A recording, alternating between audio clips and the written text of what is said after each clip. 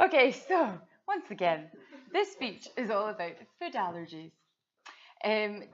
There's nothing too specific. I'll mention pret-a-manger. I know that's a horrific pronunciation, but in the UK we do say pret-a-manger, which is or just that is another thing, or just pret for a food chain. It's like Costa or Starbucks. I'll mention a UK set of regulations called the Food Regulations 2014. I'll mention anaphylactic shock.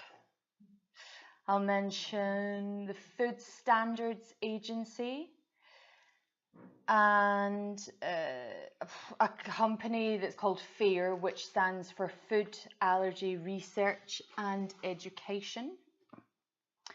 And I'll mention Five Guys, which is an American burger popular restaurant. But as I say, this should be a bit shorter, so here we go. Okay. In June 2016, a young girl called Natasha Ednan Laperouse bought a sandwich from the popular food chain Pret-a-Manger at Heathrow Airport. A few hours later, in Nice, in France, she died. Now, this is because Natasha was allergic to sesame, and the sandwich that she ate contained sesame. Perhaps you're wondering if she read the label. Well, it might surprise you to hear that there was no label on the sandwich. Let me explain. Under EU regulations, companies need to let customers know if products contain any of or one of the 14 most dangerous allergens, which include sesame, peanuts, eggs, milk, etc.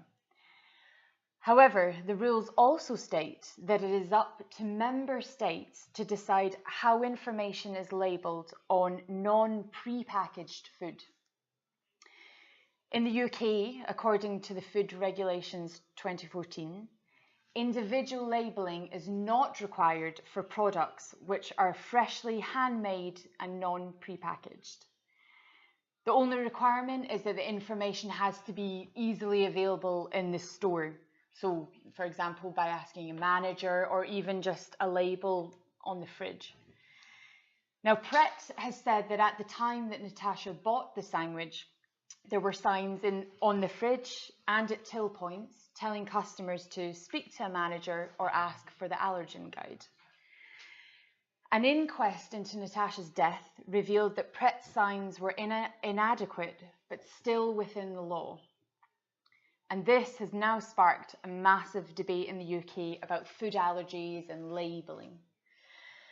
Now, I wanted to speak about this today because I suffer from severe food allergies, and I feel very, very strongly about this issue.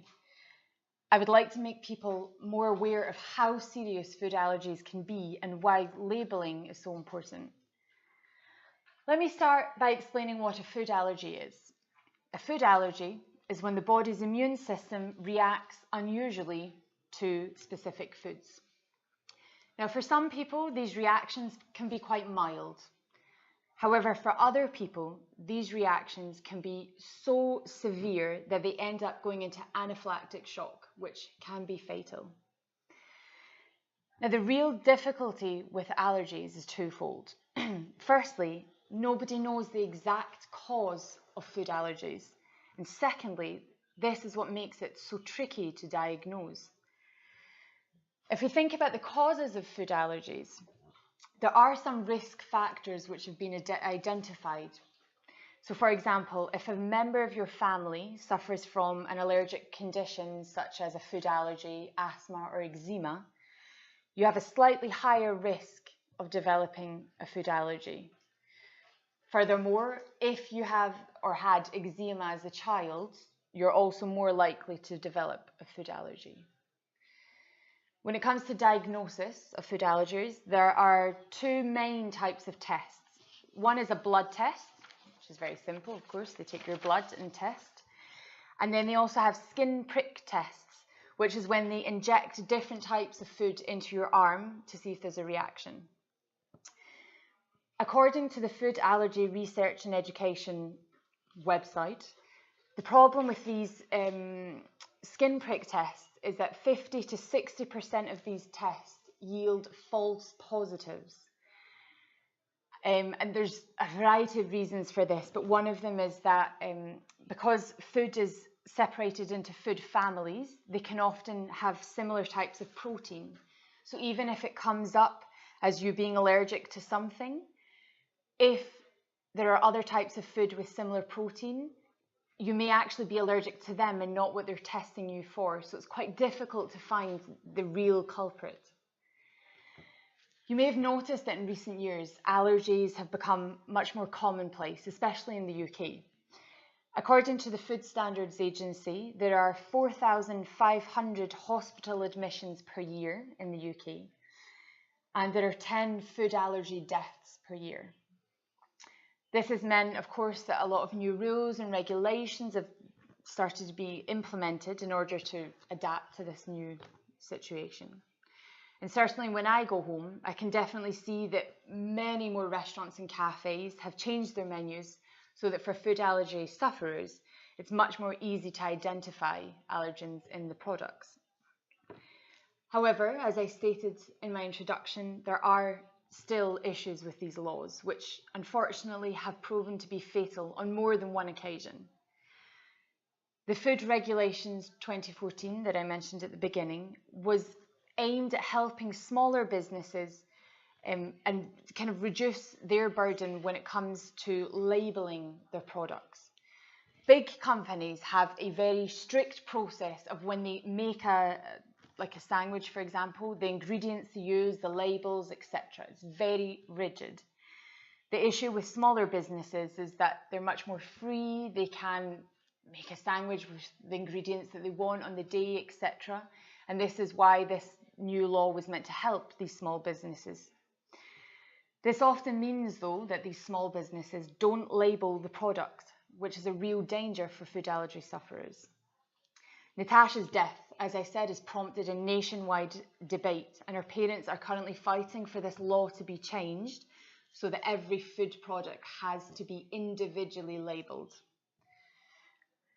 Now, labelling is a big issue that, as I said, we have to figure out a better solution. However, there are other issues relating to food allergies which are much more difficult to change. The main one being awareness in people's attitude. And many people aren't actually aware of how serious food allergies can be, or they don't actually believe that they can kill you. This is one of the most frustrating situations for food allergy sufferers. We're often made to feel like we're a nuisance, or that we're being fussy when we ask to see the allergens guide, for example. When I tell people that I could end up in hospital if I eat almonds, they often think I'm being overdramatic. It's only when I whip out my EpiPen that they tend to back off a little bit. Now, we shouldn't have to prove that we have an allergy. People have to understand that allergies can be life-threatening. This is also the case with waiters and servers in cafes and restaurants. They're not always aware of what ingredients are in the product, and if you ask them, they don't know. This is simply not good enough. A company that sells food products should have all of the information about ingredients and allergens, and they should train their staff to know what is in each product. Another issue is making people aware of the difference between food allergies and food intolerances. They're very often confused, but they are two different things.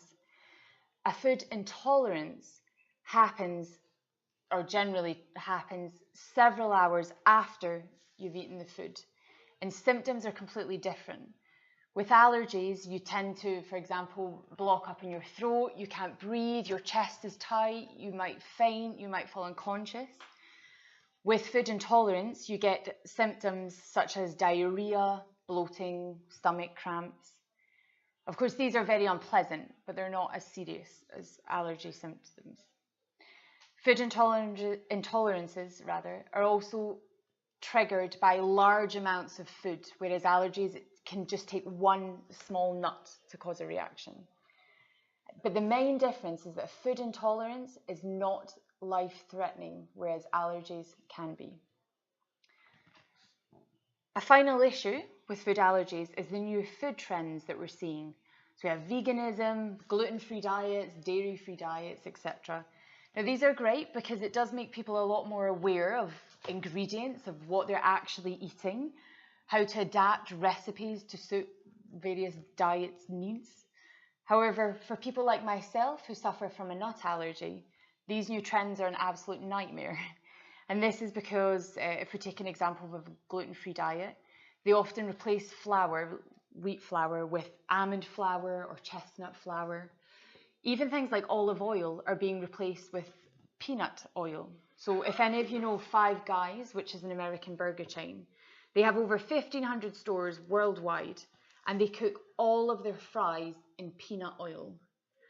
Luckily, I had a look online, and I've been a couple of times before, and the information is very well displayed. But it's still quite surprising, and especially if you've never been there before, you wouldn't necessarily think that they would use peanut oil in their fries. The message that I just want you to take away tonight is that food allergies are very, very serious, and for some people it can be life or death. We have to make people more aware. One way of which is by, of course, having better labeling, but also just for the general public, we really need everybody to understand allergies better so that we can stop many tragic, avoidable deaths. Thank you very much.